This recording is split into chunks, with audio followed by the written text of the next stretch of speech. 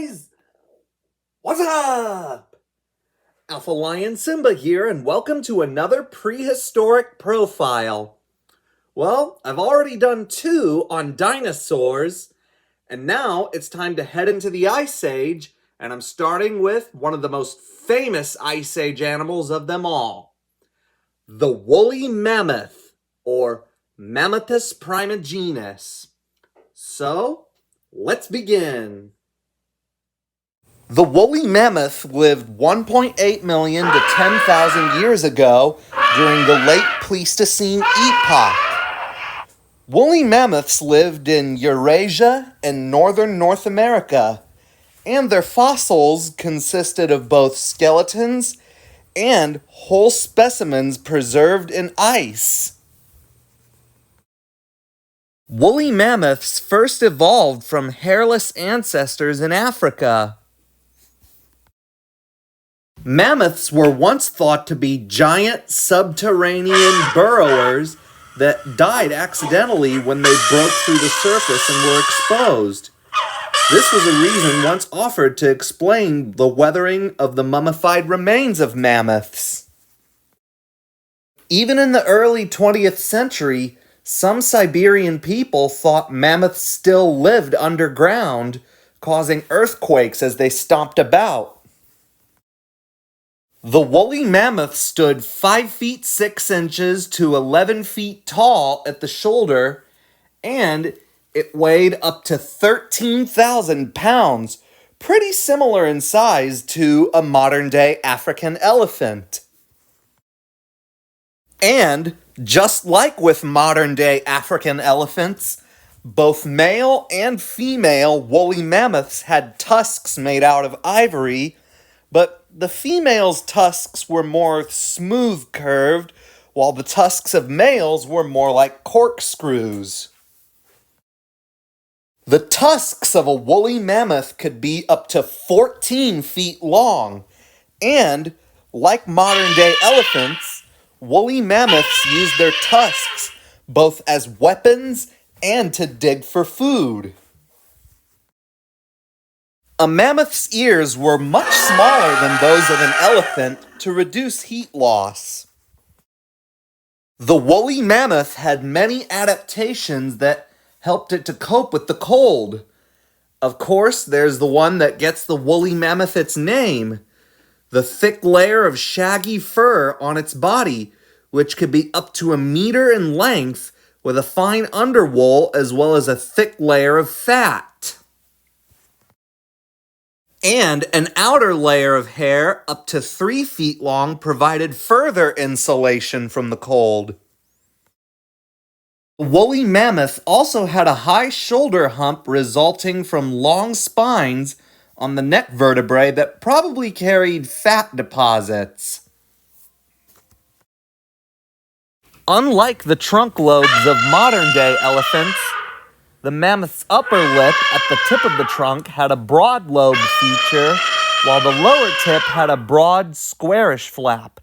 Additionally, the trunk of a woolly mammoth was strong enough to pull calves out of thick layers of mud, with the help of their tusks, of course.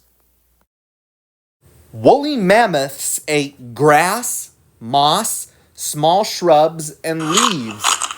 They needed to eat a lot of vegetation to sustain themselves.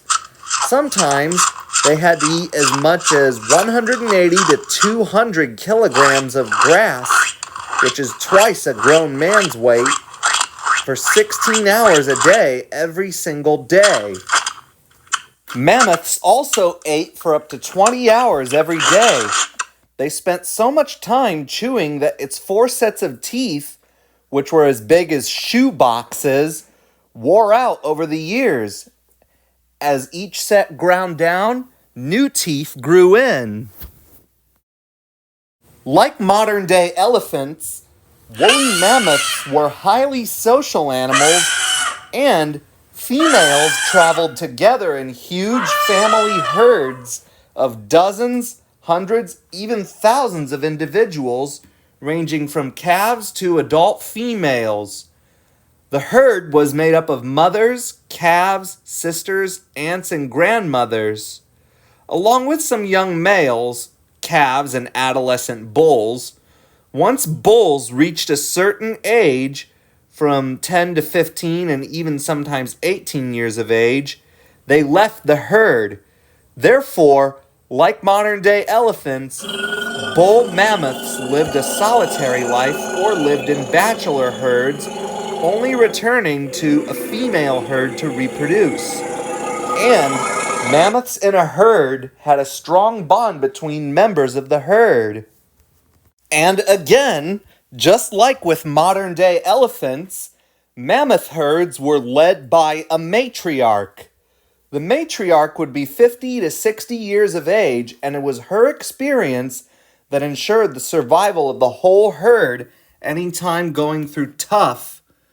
And she maintained cohesiveness in the herd. They halted when she did, slept when she did, and fed and drank when she did. And if a member of the herd died, then another member would stay behind. So, again, just like with modern day elephants, woolly mammoths mourned their dead. The mammoths were a prime resource for ancient humans such as the Neanderthals and the Cro-Magnons. Neanderthals and Cro-Magnons hunted mammoths both to consume their meat and use their tusks and bones to build their huts. They also made clothes from the mammoth's hides. The Neanderthals and Cro-Magnons used a wide variety of hunting methods to catch mammoths, including startling a herd to chase a mammoth off of a cliff or digging a pit trap. And a woolly mammoth was so huge that it would have been a huge task to butcher the carcass. Humans probably got around this by cooking the animal on the spot rather than attempting to move it. A woolly mammoth would provide a Stone Age community with meat for weeks, but as I've said, butchering the carcass was a huge task. One way of tackling the problem was to cook the dead mammoth on the spot. The humans probably hacked open its chest cavity, lit a fire inside the rib cage, and waited for the insides to roast. And not only did they use the tusks and larger bones as building materials to make their houses and weapons, but they also carved art out of mammoth ivory and painted mammoths on cave paintings. The extinction of the woolly mammoth was believed to have been caused either by overhunting by ancient humans or as global temperatures changed, thus reducing mammoth habitat and food sources. However, many scientists are trying to reclone mammoths. Well, that was it. My prehistoric profile on the woolly mammoth. Thanks for watching. Hope you liked it.